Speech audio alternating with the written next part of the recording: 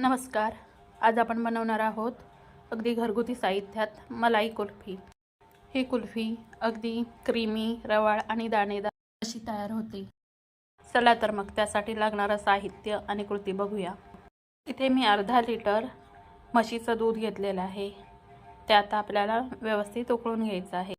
हे दूध आपल्याला 2-2 मिनिटांनी व्यवस्थित ढवळून घ्यायचं आहे, म्हणजे ते तळाला लागणार नाही. हे दूध आपण जे दूध घेतलं होतं त्याच्या निम्मा होईपर्यंत हे दूध आपल्याला आटवून घ्यायचं आहे. दूध तापत असताना पातेल्याच्या कडेला जी साय येते ती सुद्धा आपल्याला काढून घ्यायची आहे. अशा प्रकारे हे दूध आता आपण आटवून घेणार आहोत. आता इथे मी 2 चमचे दूध पावडर घेतलेले आहे आणि त्याच्यामध्ये थोडं पाणी घालायचं आहे आणि त्याची एक पेस्ट बनवून घ्यायची आहे. त्याच्यामध्ये दूध घालून पेस्ट बनवली तरीही चालेल. या दूध पावडरमुळे कुल्फीला क्रीमी टेक्स्चर येतं. आता ही दूध पावडरची पेस्ट आपल्याला या दुधामध्ये घालायची आहे आणि दूध व्यवस्थित ढवळून घ्यायचं आहे. दूध पावडरची पेस्ट घातल्यानंतर 2 मिनिटं आपल्याला हे दूध असं सतत हलवत राहायचं आहे. आता या दुधामध्ये आपल्याला जाडसर वाटून घेतलेला सुकामेवा घालायचा आहे. याच्यामध्ये मी 4 काजू, 2 बदाम आणि 2 पिस्ते बारीक वाटून घेतलेले आहेत.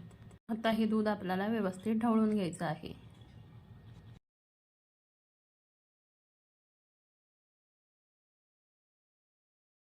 आता याच्यामध्ये आपल्याला चवीनुसार साखर घालायची आहे.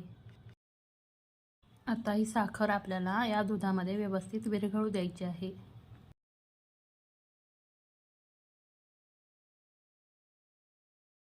आता मी या दुधामध्ये 1 चिमूटभर पिवळा रंग घेतला होता आणि तो 1 चमचाभर पाण्यात विरघळवून घेतलेला आहे आणि ते पाणी आता मी या दुधामध्ये घातलेलं आहे. आता दूध आपल्याला व्यवस्थित उकळू द्यायचं आहे. सर्वात शेवटी मी याच्यामध्ये वेलची पावडर घालणार आहे आणि हे दूध व्यवस्थित ढवळून घेणार आहे. आता आपल्याला गॅस बंद करायचा आहे आणि हे दूध पूर्ण थंड होईपर्यंत ठेवून द्यायचं आहे. आता हे कुल्फीचं मिश्रण व्यवस्थित थंड झालेलं आहे. यातलं थोडं मिश्रण मी कुल्फी मोल्डमध्ये भरून ठेवलेलं आहे आणि आता हे बाकीचं उरलेलं मिश्रण मी एका डब्यामध्ये भरणार आहे आणि हा डबा आपल्याला रात्रभर फ्रीजमध्ये ठेवून द्यायचा आहे. आता दुसऱ्या दिवशी दुपारी आपण हा डबा उघडून बघत आहोत. किती छान कुल्फी तयार झालेली आहे.